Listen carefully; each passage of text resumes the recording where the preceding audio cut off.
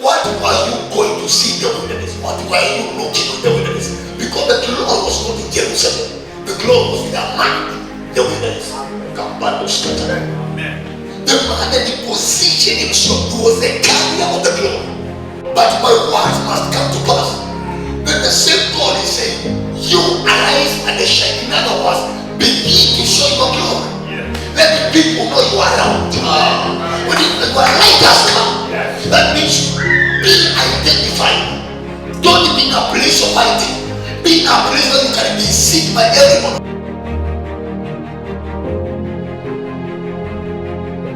You need to know who you are, because the way you see yourself is not the way God sees you. Every day Jesus has his disciples. Oh, many say that those are a lot of misunderstanding or misconception about him. Join heirs together with Christ. Co-workers, join heirs. That means Jesus cannot be withdrawn but at Kuje. That means where he will withdraw but at Kuje. We share the account. We are joint heirs of God, and the joint heirs together.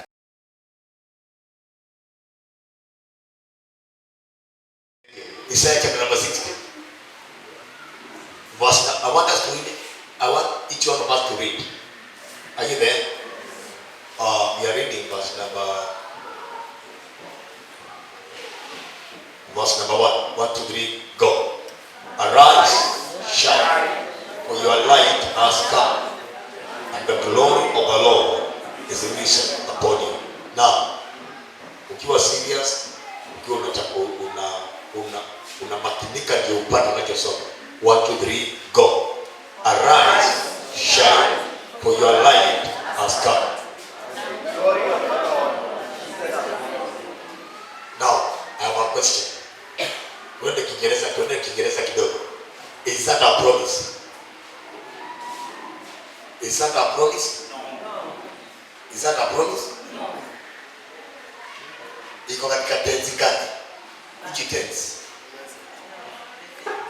Which tense?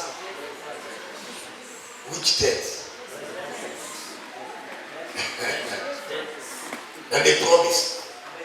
Is it a promise of God over your life? The promise. Has God promised you glory? Mungu amekuahidi utukufu. So what was the glory? No, read your Bible. 1, 2, 3, go. Arise, shine, for your light has come, and the glory is risen upon you. So who is the carrier of the glory of God? Do you know what it means to carry the glory? Unajua inamaanisha nini kubeba utukufu? Because the word glory kwa Kiswahili ni utukufu. Okay? When somebody is the carrier of the glory. Walipoenda kumtafuta Yohana Mbatizaji, nataka watu wanisikilize hapa.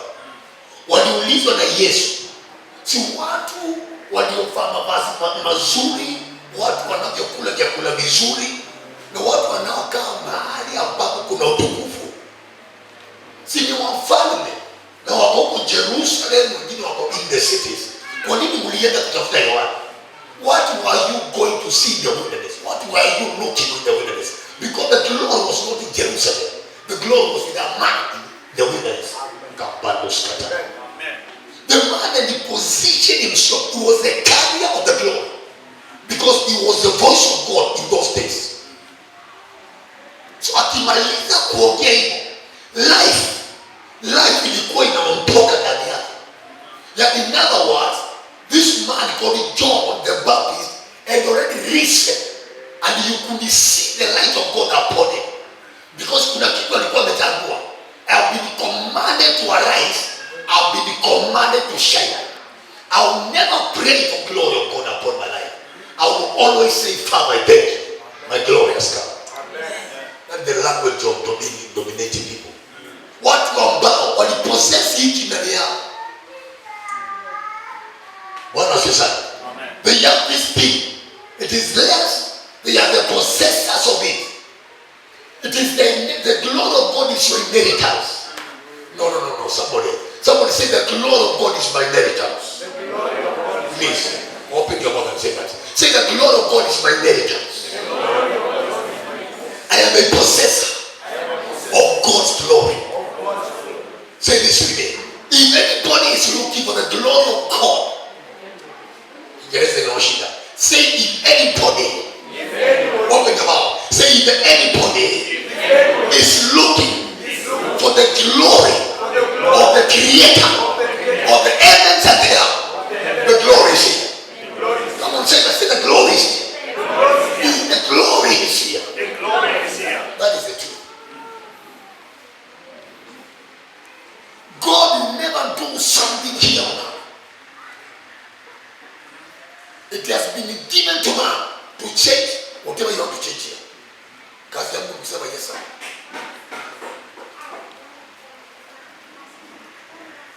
Let me show you something.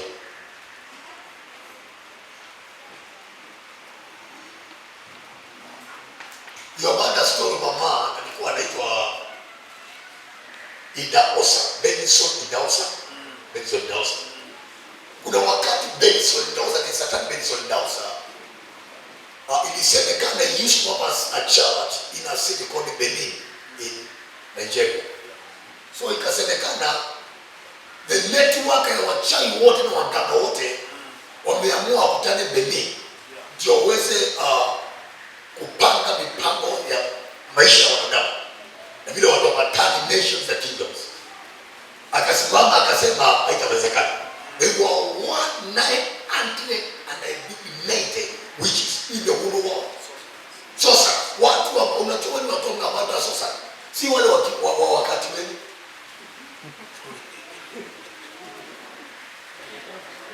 Unajua waganga wa siku hizi ni kuuliza ya kwamba anajua ya kwamba hakuna bomba itakosa mti. Anakuja kuambia ule mti kwangu kwa. Saidi. Anakuuliza saidi gani? Ndio mwambie yeye anakuambia ndio naiona saidi.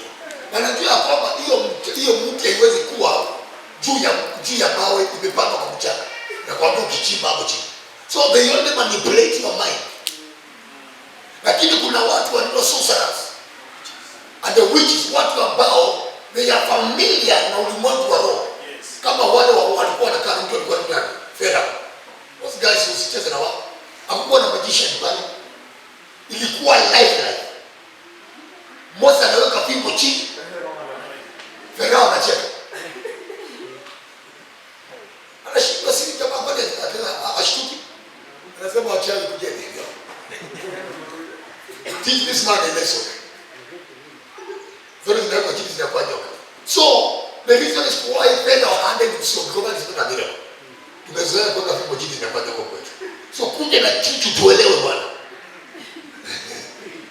Prove yourself that you are the God who is greater than our God. The miracles kaendelea this and after that, one after another.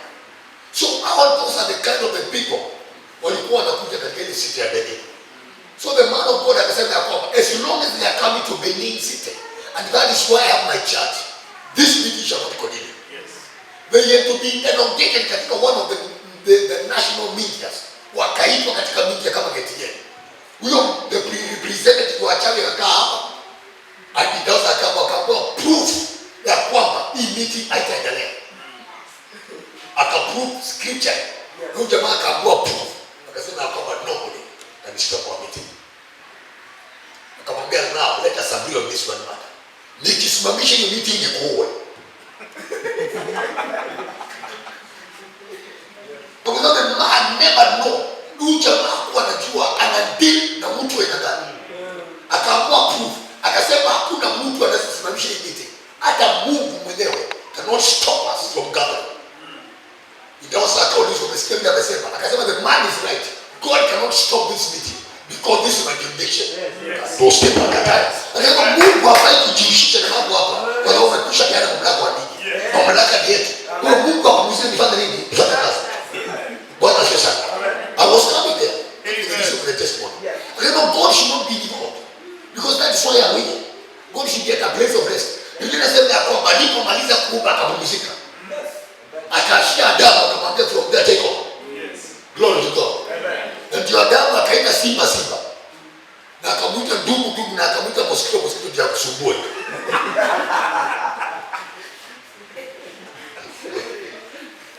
Glory to God. Kwa hivyo hata wewe unaweza kukam over kutake dominion over hizo vitu. Usiambie the first man had a poor dominion is back. So this is one. Bwana sasa. Usifanye nini? Usisumbuane. So watch this. Walipokuwa na mishale ya maneno, God knows who to use to execute what. Unakuwa wameenda katika public television au TV. President hiyo nchi akawa tena watch. Sema thank you. Akasikia kile kinapita kuelea katika nchi yake na vile because they honor this man of God called Dawson. Akaenda kwa watu wa Airways, akamwambia kwamba siku fulani ya kalenda hakuna ndege inatoka hapa na kuna ndege nyingine. Hiyo ikapo. Sasa kwa usafiri wa wote, the whole thing was stopped. Silence. Ikapika ile siku wachawi wakakimbia. And it was supposed to, hiyo siku ikiisha the following day, Idaosa and the representative wa wachawi warudi katika media. Si wakarudi. Jamaa akauliza meeting ikiendelea, akasema hapana. Idaosa akauliza what are you saying? Akasema tulikuwa tumeamrini muue. Akasema akaambia the man of media, before we continue, I want to kill this man as a power agreement. Jamaa akauliza what are you saying? Akasema hapana, kile naona anisaidie na Biblia yake. Ndio nijoin upande wa kwao. Because who is this? He's a man in dominion. Yes. So he can control anything. Yes. Whether it is a natural thing. And this is what Jesus was. Yes. Because the storms zimeinuka.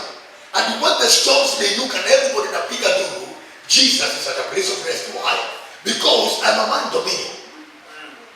I should not allow the storms to dictate about how I'm going to behave. I'm a man of dominion. And then my word was final. I said, let's go to the other side of the street. Yes. So whatever is going to happen in the midst of our journey is not a factor. Yes. Hallelujah. But my words must come to pass. Then the same God is saying, you arise and shine. In other words, begin to show your glory. Yes. Let the people know you are around. When your light has come, yes. That means be identified. Don't be in a place of hiding. Be in a place where you can be seen by everybody. Yes. Because ukiwa na blackout, you are able to know zile manyumba maybe watu wanatumia hizi taa za solar. You can see light somewhere. Wakati kuna blackout, light, wherever the light is, somebody is able to say lakini naona kule pale kuna mwangaza. Pale kuna mwangaza. So nasikia watu wakisema kwani light inaenda hapo kwa peke yake. Nasikia mtu akikwambia hapana. Hizi light taa za kusibuja siku hizi za solar, kwa hivyo taa ikienda mtu anawakisha kuna zile taa za kucharge. Una make sure wakati unastima kama sasa hii umecharge hiyo taa imejaa. Ndio stima zikienda you just switch on your taa. Then what? So light will never hide itself. And God is saying arise shine, arise shine. The reason we are being commanded to arise and shine, the Bible says that your light is already there. Your light has come. Then the glory of God is not the glory of God. The glory of God is risen upon you. In other words, go and represent God. And God is misrepresenting.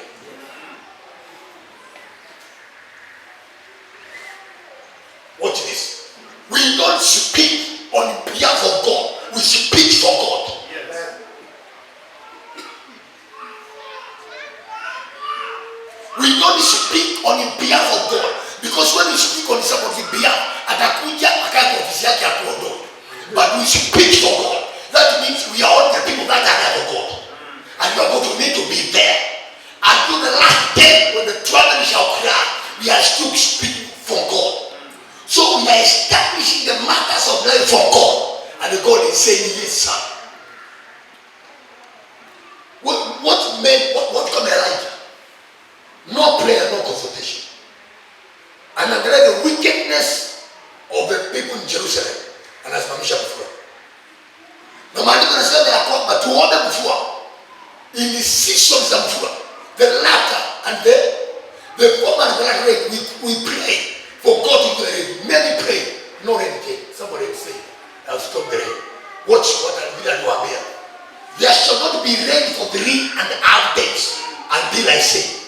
Sio muombe, hakuna mtu ataomba. Ni mimi nitakuja kusema. God is saying nothing. There were other prophets in the city.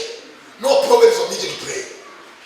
Because a man who understands who he is has taken over the dominion. Yes. And I'll say na mawingu wakati huo ikaombea wanadamu. Wakati wa Joshua, vita vinaendelea kusiku. The battle was too severe. And the Israelites are kind of losing the battle. But Joshua akajua ya kwamba time will determine who loses this battle or wins this. Lakini akajua kwamba jua likitua, vita haviwezi kuendelea. Kwa hiyo wataandika kwa vitabu vyao, masaa ya vita imeisha na Waisraeli wameshinda. Wakasema now son, stand still. Kalenda inakuwa na 365 days. Si ni kweli? 365 days. Siku inakuwa na masaa mangapi? Siku moja 24 hours. So ukiangalia hii 5 hours, these 5 days ni a quarter. Kuna mtu alikuja akaingilia creation akaongezea siku. Maana jua likisimama,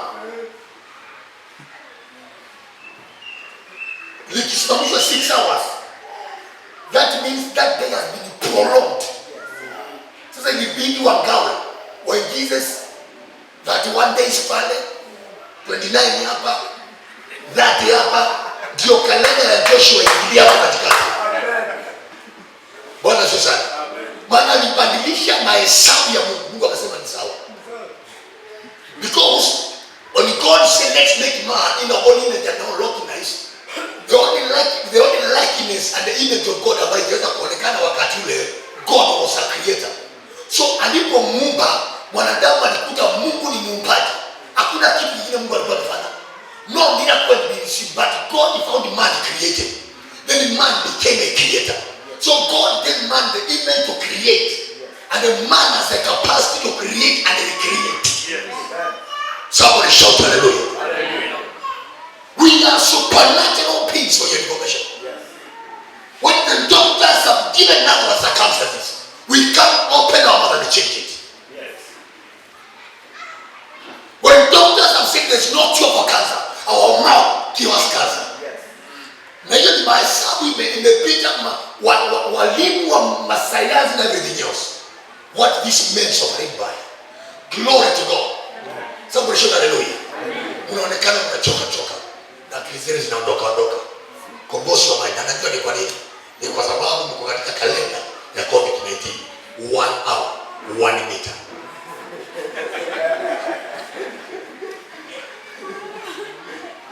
Ambia mwenzako we are creators. Wacha tuongezee masaa hapo. Mwambie tuongezee masaa hapo. Let's create another hour. Glory to God. So man, I created man, mtu ambaye amekwisha pokea roho wa Mungu, akamuumba tena, akapatiwa nature ya Mungu. That man akimaliza kurealize that, ako na capacity ya kufanya mambo yote. The word of God says, alisema nini? Mtu anaitwa nani? Philippians 4:13. I can do all this, not we, I. Utajipanga wewe mwenyewe. Kwa sababu sasa tukianza kuleta wholesale hapa, tunakuingiza na ndugu zako, tunaleta unakuta kwamba tumeita Peter, tukaita James na tukaita John. Kwa maana kuna mambo ambayo ni ya kindani tunataka tusuluhishe. Lakini ukisema we, Roma sana kuja. Wewe ndio unasemanga I can do all this. Glory to God. So ukijiunga na mimi tunasema we can do. Lakini tunaavoid hiyo kwa kiasi kwa sababu hujajipanga. Bwana asifiwe. Amen. Ni wangapi hawajajipanga ili kwa nini nyinyi wekeni chini? Glory to God. Somebody say I can do all things. No, say I can do all things. Close your eyes and say I can do all things. How many things? How many things? Come on. How many things? Come on, how many things? Come on, how many things? Say, come on, how many things? Say all things. Can I see your finger? Say all things. Say you can do all things. Through Christ who strengthens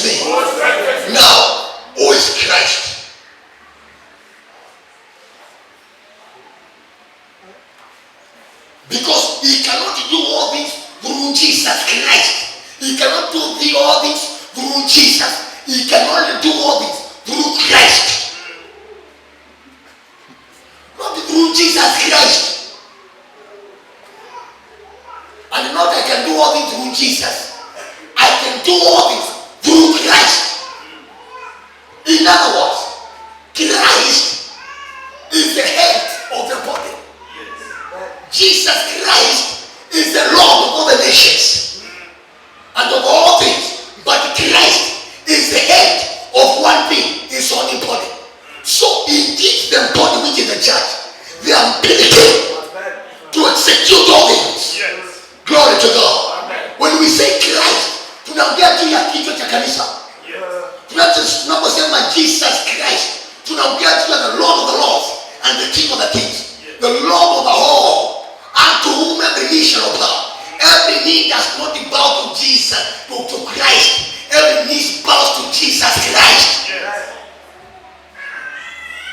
Because Christ ni kichwa cha mwili peke yake. And the name they say belongs all the glory and all the power and all the wisdom and all the mighty, the seven spirits of God. Why? That means all the wisdom is in the church. Because the church is being held by the head, and the head is Christ. Nimewapoteza na sijawapoteza.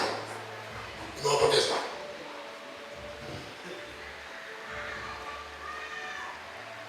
Wacha nikusaidie kwa haraka. Ukiona umepotea kwa sababu haukuwa unajua, unakubali vile umeambiwa. It's as simple as that. Because mahesabu ambayo nawaletea na nawafunza ni mahesabu ya higher levels.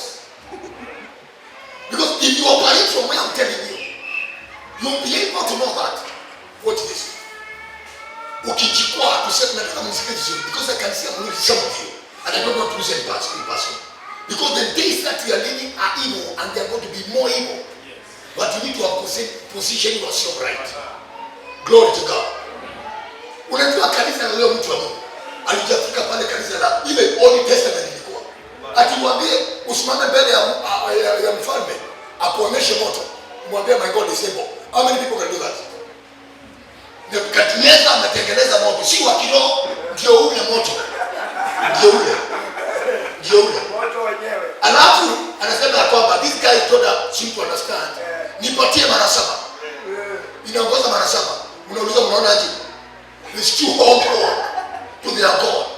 Watch this. Biblia inasema ya kwamba wakapewa one of the mighty of the king, aende akawatupe kwa moto. Unajua wako mbele, kazi yake ni kuwasukuma. Miali ya moto ikawaruka ikalamba huyu. So na Biblia yako, the man who was taken into the fire was consumed by the fire. Na hapo nyuma wako mbele. Why? They were gods.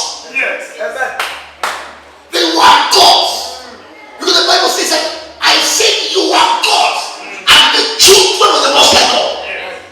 But without your knowledge, you shall die like a mere king. A mere king. And you perish like one of the princes. While you are a God, fire does not have a vote of God. And that is how God sees you. Because you are the seed of God. And dog, this bad doing dog. And you always say that, when I spirit in, when I spirit in, when I spirit in, when I spirit in, I'm born again. You know what you're saying? You know what you're saying? I am born again. You know what you're saying? I am born again. That means I am done away with the past life. I'm living another life. Because now I'm born again. That means born from more. Born from more and by what? Born by the Spirit.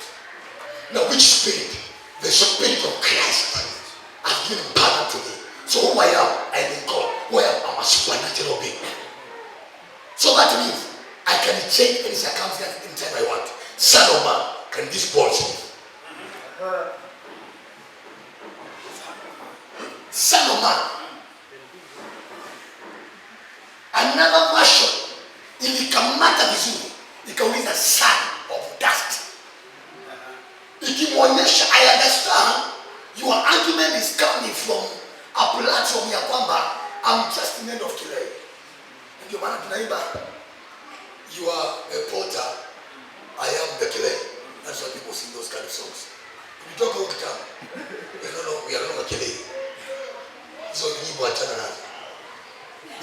because I'm just a piece of clay.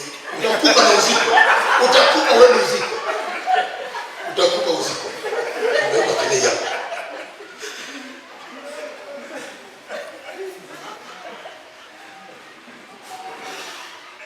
Let your will be done. Which way? Na ni kwa sababu umelemewa, umeanza kutafuta the will of God in your circumstances of your life. And the glory of God is upon you. Unashindwa huyu mtu anaomba na mbebaji wa utukufu. Hapana, sioni relationship. Because you are crying and the heaven is saying, the glory of God is upon you, man. Arise, shine, for your light has come. You cannot be qualified in that darkness of pain. Your light has come. The light of your divine health has come. The light of your victory has come. Hey, somebody say, my light has come. The glory of God is upon me. Can you do that? Say upon me, upon me. Say upon me, upon me. Say upon me, upon me. Say upon me. Everywhere you go, you carry the glory of God.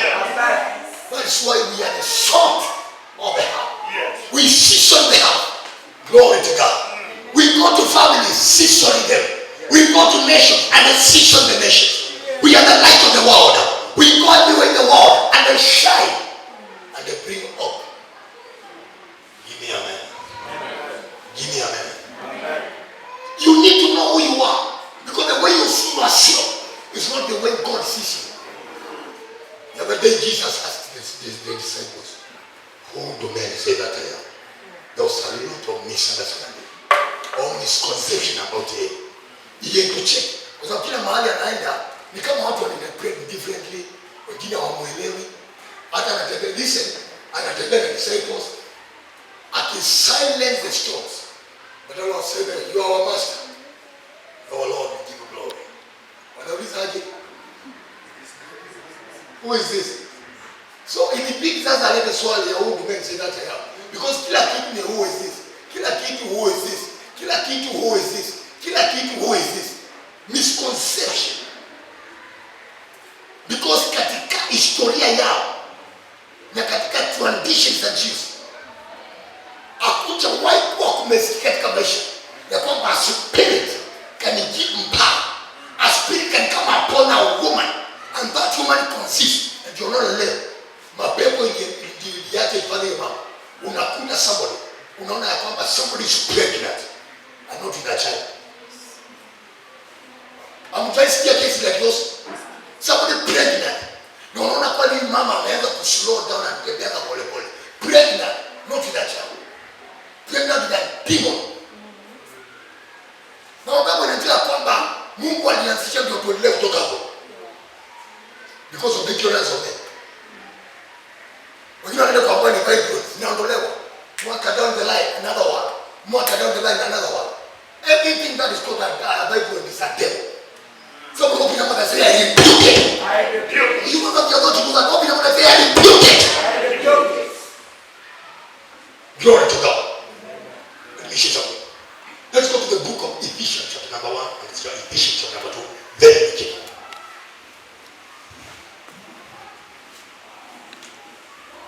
Ephesians chapter number 1 and Ephesians chapter number 2. Na ukiwa umeweka something pale kwa hiyo Ephesians, tuende kwa Philemon. Na kama mjui kwa wapi tuende Manase atuambie, alafu tuendelee. Philemon. When the Philemon is a book of one chapter. Nataka tuende haraka because of time. Let's read Philemon 1 because a book of one chapter. Let's read Philemon 6. Mkifika tusome. Nataka kusikia Biblia zinaenda quiet. Naweza kuangalia katika the books of Codex. Utakoka kesho. Huwezi kuongea basi. Ndio ujue iko wapi. Kama unajua mambo ya Titus, kama unajua mambo ya Philippians, unaenda Colossians, you read the first and the second Thessalonians, first and second Timothy, then Titus, then tuingie. Tuko katika Philemon, hapo mbele ni impulse. Kwa hivyo tuko hapo. Tuko Philemon. One book chapter, let's go to start 6. 1, 2, 3, go. Amujafika. Let's read on behalf of all wajafika. 1, 2, 3, go.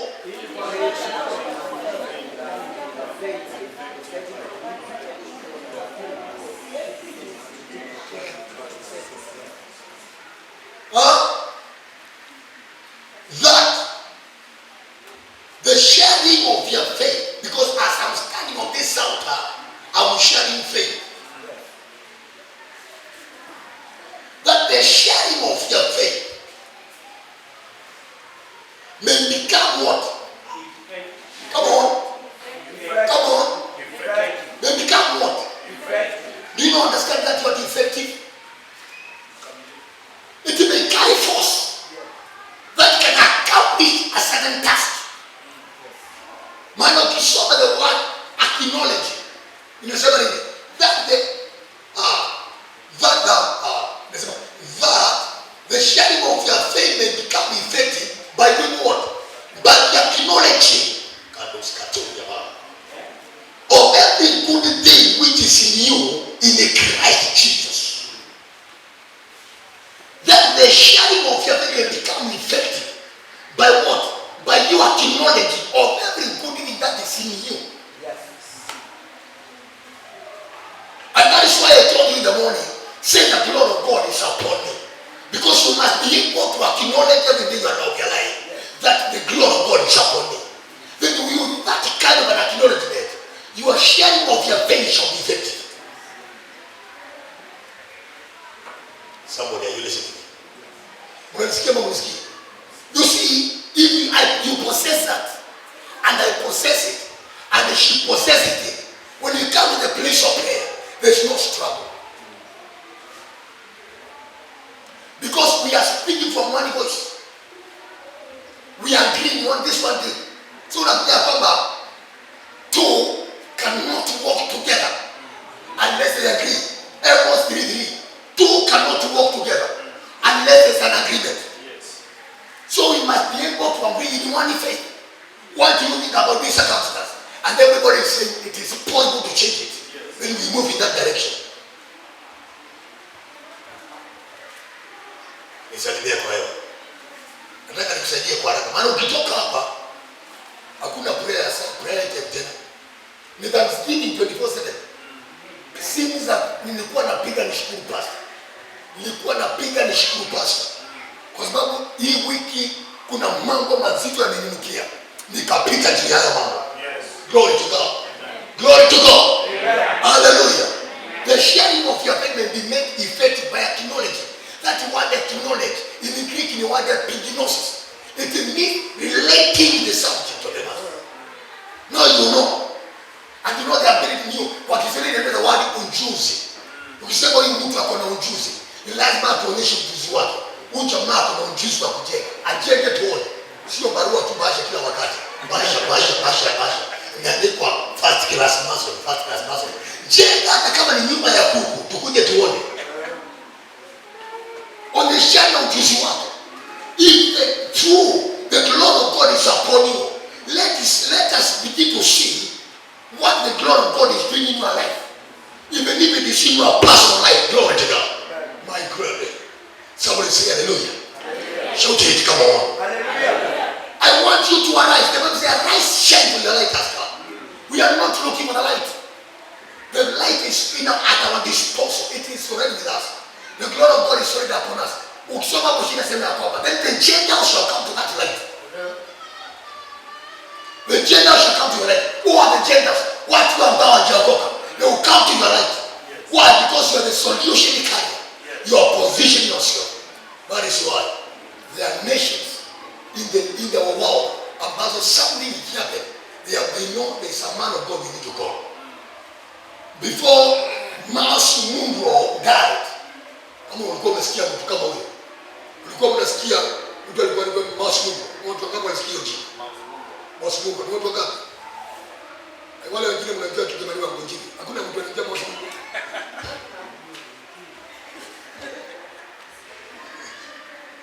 Na mugaro nganga. So Mars Mungo mtu. That man was a counselor of kings. In fact, alikuwa akienda na certain nation kukaa chini na presidents and those top government people walikuwa wakamuita akuja wapatia counsel on how to weigh in their governments. He died in an accident kwa aeroplane akienda kufanya kazi kama hiyo. He became the kings and the kings. People become looking for him because he was a counsel of kings. The wisdom of God that governed the nation was in that man. And the knowledge is not because he was a special person. Kama utasoma vitabu zake, utakuta he came to the place of acknowledging that I am in a kingdom and I have the DNA of the king. Yes. So what the king can execute, I can also execute it. So akaanza kugrow in that wisdom. Someone say, I'm growing the wisdom. Oh, please open your mouth and say, I'm growing the wisdom of Christ in my life. Bwana Yesu. So your faith cannot be effective. Unajua, this is what I normally tell people. And you say, I must confidently say it. I must say it with confidence. If I tell you, God bless you, it's not like another person who turn up and go, God bless you. I'm different from that person. You better take my God bless you with seriousness, because it will change things in your life. Because my words carry law. My words are law. Yes. And they carry power to transform things. Yes. Come on, somebody. So I said, God bless you. Amen. I don't know what you're talking about situation. So there are people who have known who they are. So that is why the moment you begin to know who you are, you stop playing with words. There used to be a man and Babalola. Babalola, I think he was a Nigerian. That man, I found. Let me give you these testimonies. You want TNC. Hii dunia inaishi wanadamu. Aliombea watu kwa community. Ikawa kila siku ngoma yake inajaa watu kwa uponyaji. Akawa ya kwamba now this one is take away my strength. Akaenda to the river. Akazungumza na maji ya mto. Ya kwamba from today watu wakunywe maji na miujiza waipate kwa maji. Watu wakachota mto pakauka. Because now every miracle you needed, he had been given to the river to carry it. The man was so full of God. He knew who he was. Watch this. One day, alikuwa anakuja kama saa ile mnaendelea praise and worship practice on Sunday. Anakuja, anatembea, alafu anaanza kuenjoy music yake, anakuja mbele practice. When he begin to practice hiyo, wakati nyinyi mnapanga sehemu, mnapanga sehemu, yeye shaenda, unaanza kuona kwale inaona ametoka, amekanyaga. Siku moja ilibidi wamshika wamrudishe chini because he is Spanish. Yani anaondoka ni kuondoka ni kuona naenda. Wakamzumana wakamleta mmoja. To let it go. Rapture begins. Aliishi dunia tunaishi. One day ametoka katika maono. I'm giving this because the God only the power of the world. Ametoka katika maono ni kuomba. Amekuja akaambia msichana wake, you know how fathers and girls. Your girl will always play with your words and anaenda pole too because you know fathers with girls. So anaambia msichana wake, get me something to drink. And msichana is just dealing that. Akamuuliza umetembea namna gani? As a mad person. After he said there's a mad person, the girl went mad. So that unafika mahali ya kwamba you go to play your words because kuna mahali umefika na Mungu ya kwamba your word they carry power to transform. So you don't speak when you say this thing must die, it dies completely. That is why Jesus is pointing at that truth. Anasema ya kwamba you have disappointed me at a season like this, and I cast you to die from the roots. Tomorrow is when we are coming back. It had already happened. And the Bible says, and the king can remember the words of the master. And he told Jesus, you will say to this tree to die. And then now it has dried up. Jesus told them, have faith in God. In the blanket, have the faith of God. That's the true translation. Have the faith of God. Because that faith works in them. Am I helping somebody?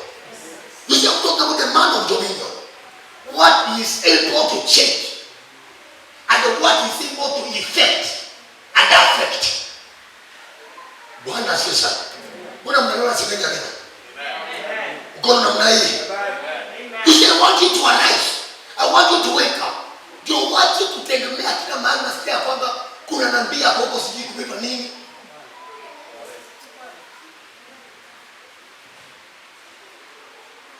Unajua kanisa leo. Lazima liamke. Zamani uko was told about this in Nairobi. Uko upande wa kielekea Mombasa ndio kuna maana wanasikia nini. So, anajua kama ni plate wanadamu. Sasa hiyo alikuwa nile ndio anaruka hapo vya simu ya shoti. Anataka advantage ya atmosphere. Anaingia anachukua microphone anaanza yeah! These people are shouting. And everybody shouting for nothing. And hajasema sasa yeye ni nini. Na achilia unampiga kwa sababu watu wanapenda unampiga. Naona Bwana akiachilia Makari 79. Mtu wa kwanza kwa sadaka yake. Watu wanakuja wanajaza zile vikapu kubwa vinatendana na Waswahili. Hata akijaza because yeye anajua kwamba ni wajinga. Yeye mwenyewe anaenda kwa ofisi anamwaga na anakuja. Si Asha, maana Asha anachukua deni hapo. Anamwaga. Anakuja anaweka hapa. Anaweza tena yeye anachukulia nabii wa pili. Watu wanajaza. Anaenda anamwaga na anafunga. Anarudisha kitabu. And you see people think that he's a mighty man of God. But he's just manipulating the heads of people to be able to be promised what belongs to you. If I stand here and say I see the glory of God coming upon you, you should tell me shame on you. The glory is already upon you.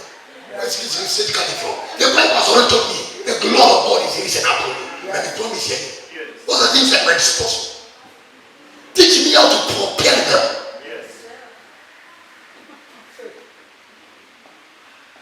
Na hapo ndipo manabii wanashikia. Unakuta mtu anabadilisha mangai. Nowadays we call the fleet of cars. And it's part of your glory people are talking about it.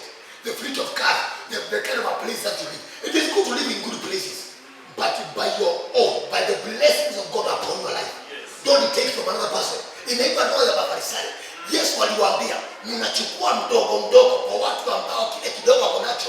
Yaani kinatochana na chawa. Unatoa kwa chawa, unatoa kwa chawa wengine, unatoa kwa chawa wengine. Unatengeneza ndofu alafu na meza. Yesu aliwaambia hivyo. Unafinya mpaka wewe unajaza. Sio wakati wa kuswalo. Watu wanaona kwa you are eating something. Kwa sababu kama huyu jamaa alikuwa anakula chawa hajaonekana. Lakini yako ishakuwa kubwa ni ndofu sasa una meza. Waambia kwamba want to you. And that spirit is so strong in the church because the people in the church are not ready to be taught, to be able to come to their place. And you find that when I'm coming, that nobody wants the altar. It's not that out of manipulation. I'm coming to serve the king because I'm a king also. Because kings, there's a way they go to their fellow kings. Mwangalia mtu alivyo nani? Queen of Sheba anaenda kuona King Solomon. Ukisoma zile vitu alileta. He came loaded. Akamwambia man, I've come, I have heard about your wisdom. That's why I came loaded to take all the wisdom that is in your life. And she gave until the Bible wrote about it. After that, Solomon commanded his guys, I want you to give this woman back. Akapewa vitu ambazo hawezi kuafford. Yaani hata ile alikuwa amekuja nayo was not it could not be seen anywhere. Because when you come to the king that kind of understanding, he will give you back a full measure, press down, shake it together. Not out of manipulation. I want you to listen to me.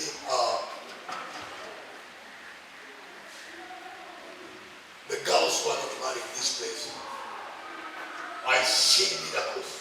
Wani hapo katika mpango wa kuolewa, unakuja kuingiza. Haifai kuja na pia kuingiza katika mpango wa kuolewa. It is part of God's plan for your life. No one to activate it. Because the only problem is that in you, there's no potential of a woman. Because the Bible says there's no potential of a wife. You want to work the wife in you. And the Bible says woman won't find a good wife. It also finds a woman in the street or in the church. There must be a wife in you. You must be able to bring out the potential of a wife in you. Give your father. You are talking to this brother for church. This man should marry. Na hata marry a woman, hata marry a wife. Sasa uko na vision ya kuolewa. Na hata una wife ndani yako, utakuwa ukimpanda pale kwa nyumba. Sasa wewe umekuwa kazi unangojea huko nje. Wewe unaondoka kwa kiu. Ndio ngoje nje. Wewe ndio on the outer court. Ngoje huko nje. You know that you tengeneze wife ndani yako. Because men are not looking for men, women. They are looking for wives. Whoever find them, they wife. So they must find. They are looking for a wife. They are looking for a woman to marry. A wife. A good wife. That is what men are looking for. So you need to work it out. So your character must have kuonekana ya kwamba there can be a character of a woman that can be married. Na sio una camouflage, unaenda kuchomoka huko mbele ukiolewa. Because utavisit tu tena huko. Uambiwe stupid woman anaua nyumba, anabomoa nyumba yake na mikono yake tena. So you need to be able to understand the ingredients of the word of God that makes whole. And today I'm talking about the ingredients that makes a king. In the first place, a king should acknowledge he has the grace of kingship upon him.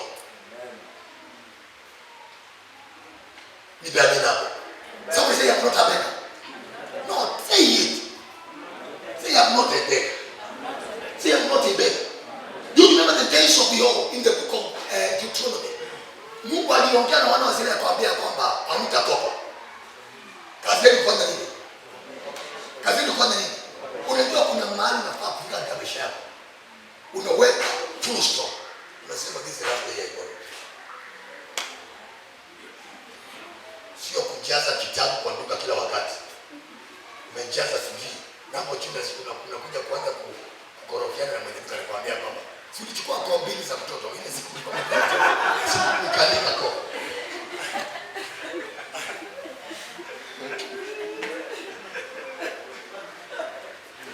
Sasa ulikuwa unataka hiyo kwa isihesabiwe nilikuwa na mtoto wako.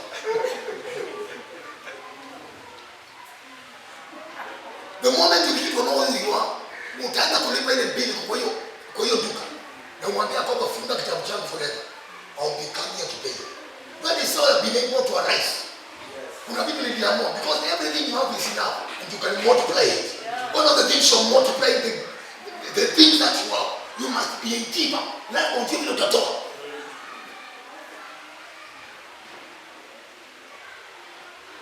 Ndio siku unaona mtu ameshika namna hiyo.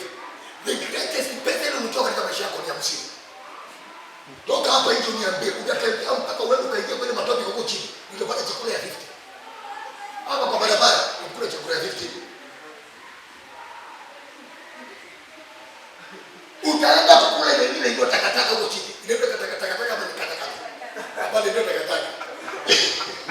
Takataka roho ya mchezo ni takataka. Unajua hapo. Watu wengine wanasikia kwa watu nyaje wale. When you are a king, you should have visited one of the posh places in Rongai and you eat the food of your kids and you leave. But you need to understand, you cannot receive in the net that you don't give.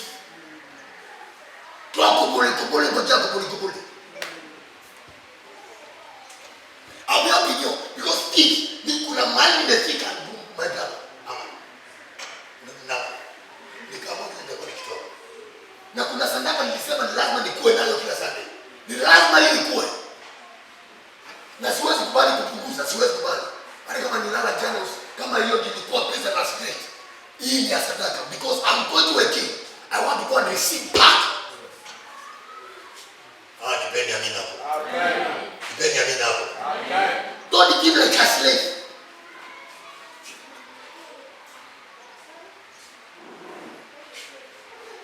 Kuna hii matunda inaitwa nini? Ina uzao pesa mingi sana.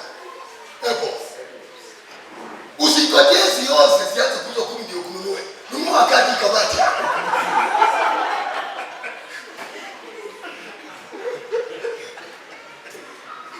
Ephesians chapter 1. Maliza. Kuna watu jaribu saa zingine unaingia kwa duka unavaa nguo ambayo haijawahi fanywa na mtu mwingine. Sio kila siku mtumba.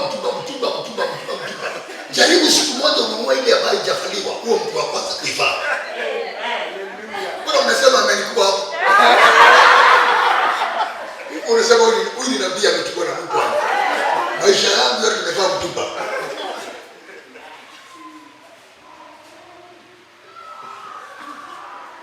Bwana sasa, why? Because you have been commanded to arise and shine because your light has already come.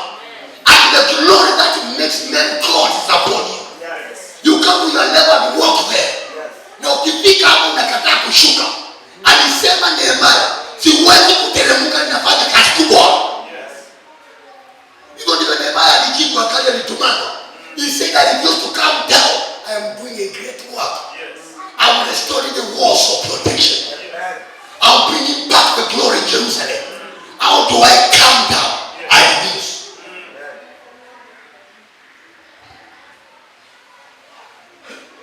Ephesians chapter 1 verse number 6.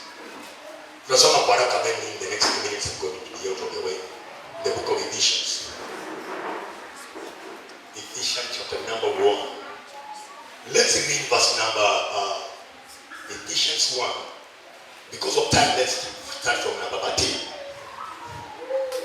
Let me read and please walk with me. Ephesians 1 verse number 13. In him you also trusted. I don't like that version. After you heard the word of truth, the gospel of your salvation, in whom also having believed, you were sealed. Glory to God. With the Holy Spirit of promise, who is the guarantee of the inheritance until the day Jesus will come. And in the redemption of the purchased possession to the praise of his glory. Therefore, I also, after I heard your faith in the Lord Jesus and your love for all the saints, do not cease to give thanks for you, making mention of you in my prayers, that the God of our Lord Jesus Christ, the Father of glory. And that is a point to underline, because it's called the Father of glory. And you call him Father in the name of Jesus, but it's called the Father of glory. Kuna kitu nimekuachia hapo, nataka uione katika macho ya Revelation. Every time unasema Father in Jesus name, but it's called the Father who? The children are called glory. It's called the Father of glory. Every time Father. The Father of glory.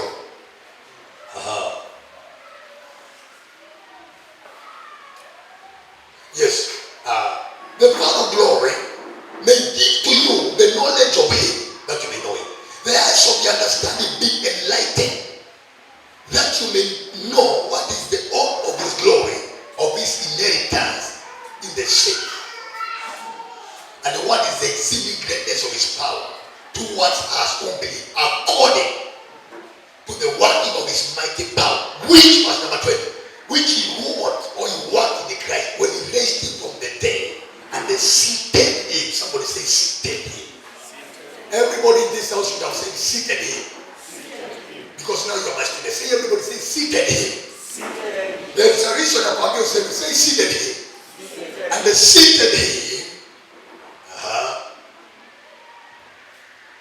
at his right hand in the heavenly places, far above all principality and the power and the mighty and dominion, and every name that is named, not only this earth, but also in that which is to come. Chapter number 2, verse number 4. Are you there? Chapter number 2, verse number 4. Are you there? Are you there? Church, nasikia ya mtu mmoja. Are you there? Yes. Okay, let's go. But God, who is rich in mercy, because of his great love, with which he loved us, even when we were dead in our trespasses, made us alive together with Christ. By grace you have been saved, and raised us up together, and made us to sit together. In the first chapter, we were told he seated Jesus. In the second chapter, he is now seating us.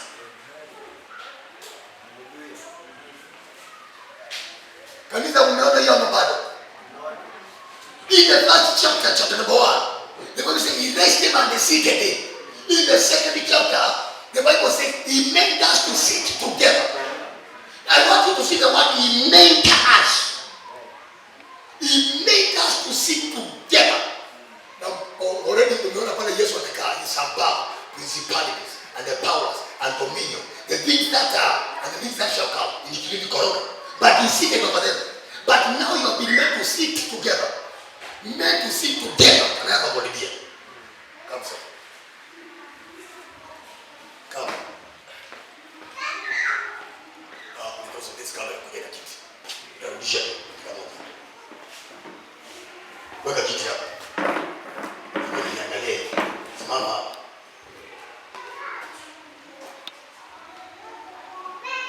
Watch this.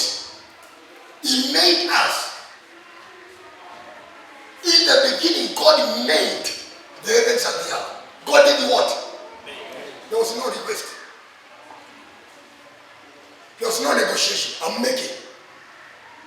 And after making, it shall be forever. So he comes to this man. This man, kuna mambo amepitia kila wakati kulialia. Kila wakati kulialia. Wachawi huko kwetu. Waganga huko kwetu. Zile sijui huko kwetu. Mama mwingine hapa kwa street. Yesu anamwambia, Mungu anakuja anamwambia, from today I want you to sit.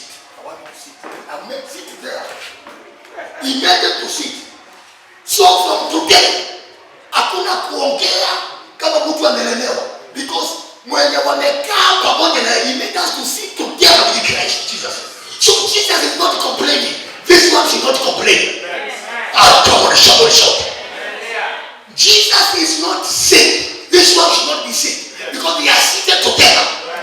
No, Jesus is not a poor man. This man should not speak about the poverty. Where Jesus is seated, there is no corona. In the mouth of this man should not come the word corona. Somebody shout hallelujah. Now watch this. I couldn't excuse. He has been made to sit. Established there. That means from that moment onwards, jipange hapo ndio utakuwa ukiongea. Kwa hiyo utajikaza mpaka ubadilike ndugu. Maana kuna language hapo umekaa.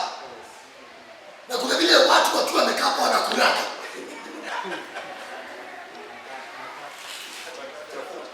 Wakati watoto wale wewe anaingia tu hivi kwa supermarket, anaokota tu akisukumiwa, na unakuja unaanza kusoma bei. Umesimama hapa, kuna soko, jogoo, pembe, sikini, unasoma bei. Mlevi ashachukua akaenda, unasoma bei mpaka unaachana naye, because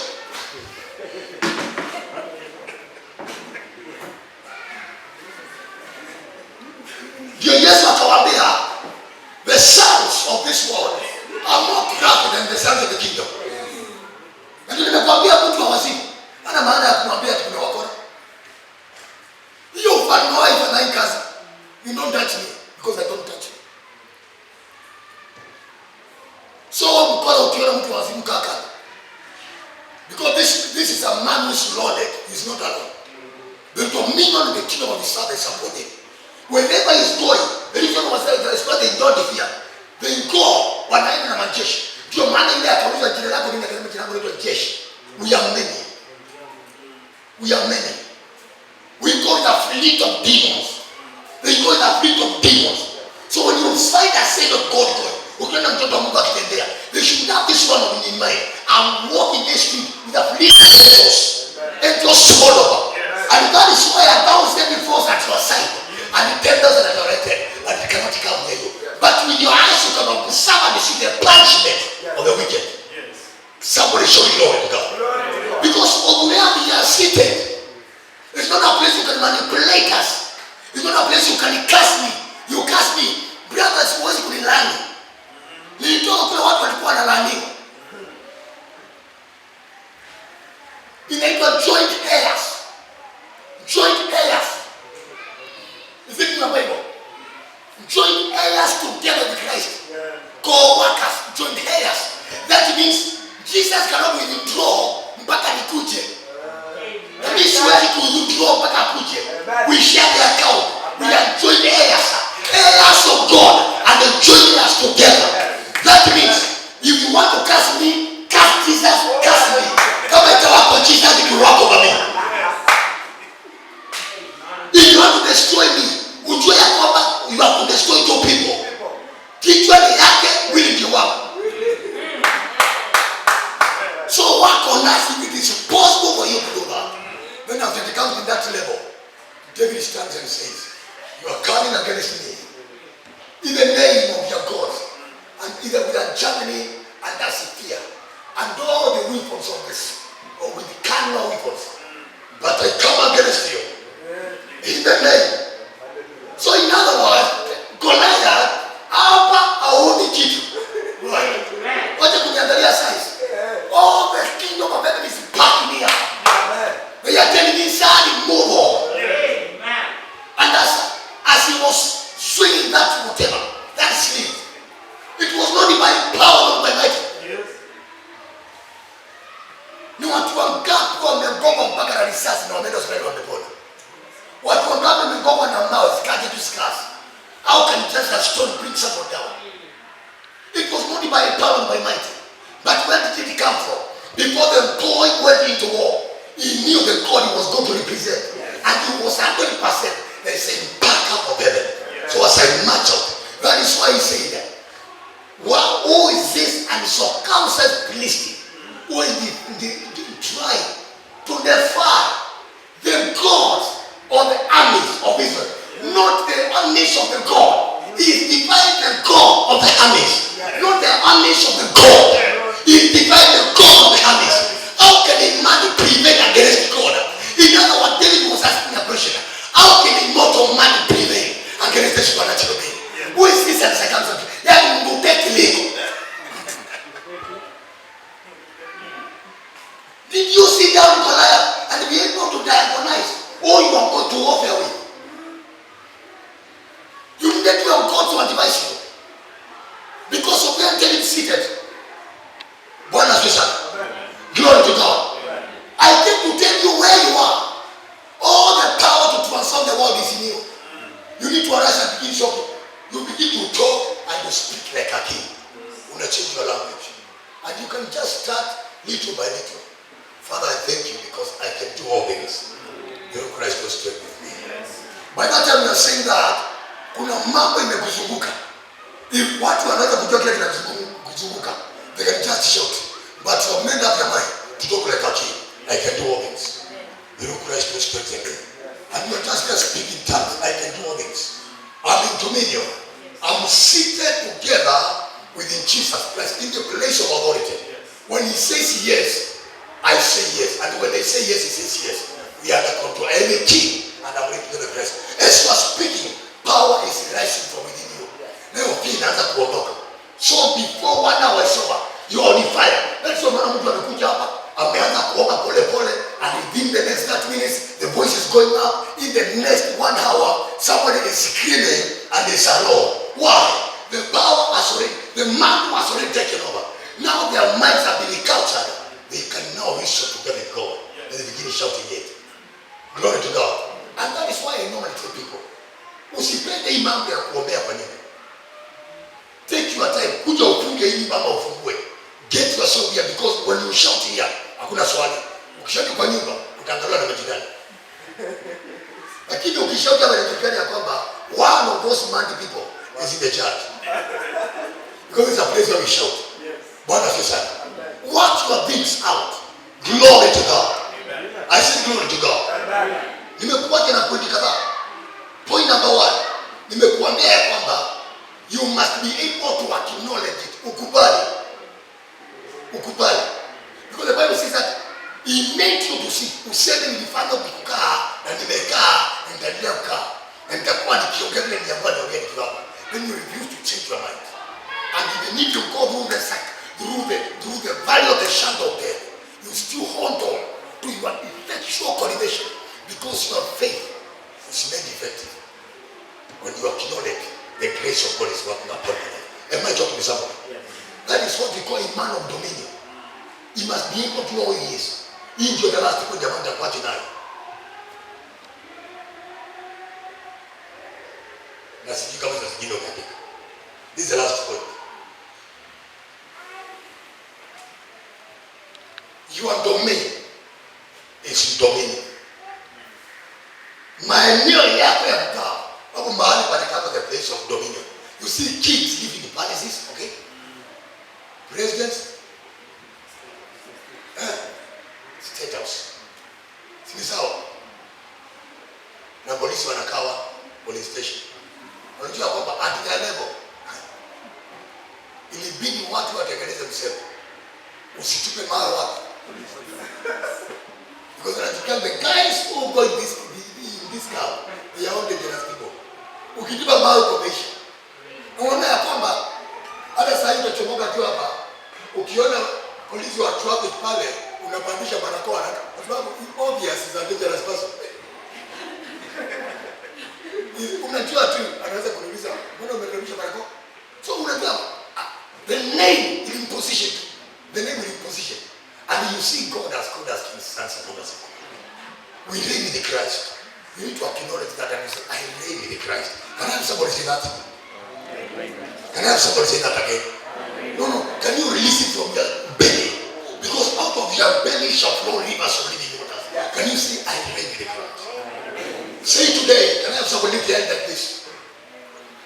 Inua mkono wako sana, mnaisema I acknowledge today. I acknowledge today. That I reign with Christ. That I reign with Christ. The glory of God. The glory of God is upon me. is upon me. I acknowledge today. I acknowledge today. That where Jesus Christ is seated at the right hand of God the Father, I'm seated there. So in the name of Jesus, nothing is permitted by my position of rulership to dictate me, to manipulate me, to control me, because I am a king and I reign over all circumstances of life in Christ Jesus. Can you shout and please amen? That is what we call prayer in the New Testament. We only come out to be able to take our position. You come in the place of prayer to take your position. Then you begin to change circumstances of your life. Unaanza kuchange mambo. Unaanza kuchange mambo. Unaanza kuchange mambo. Ndio maana unakuja kwamba I want you to know this. Being born of God, you carry the seed, you carry the authority, you carry the glory. All that God carries, you carry. I know that is very strong. Hapo mtu aliyeje anaweza kubali. But ni kwa nini saa hii hapa duniani kuna watu wamekananisha miguu yao sawa ya kwamba they can change anything in this world with the word of their mouth. Why? Unakuta when the people are praying, Father, we cry for revival. Kuna mahali pengine watu wako ndani ya revival. They don't ask for it because they are in revival and they are enjoying it. Why? Because of how we have been brought up katika hali ya mambo ya beliefs. Bwana sasa. Somebody say you're bigger. I'm closing. So I want you to be able, kila siku ya maisha yako, nataka uanze kukubali ya kwamba God has meant you something great in this world. Utaona hata maeneo yako yakatibi ya doing business na nana zimekuwa zikiongezea pale. Utashangaa kwa kazi kwa alitoka.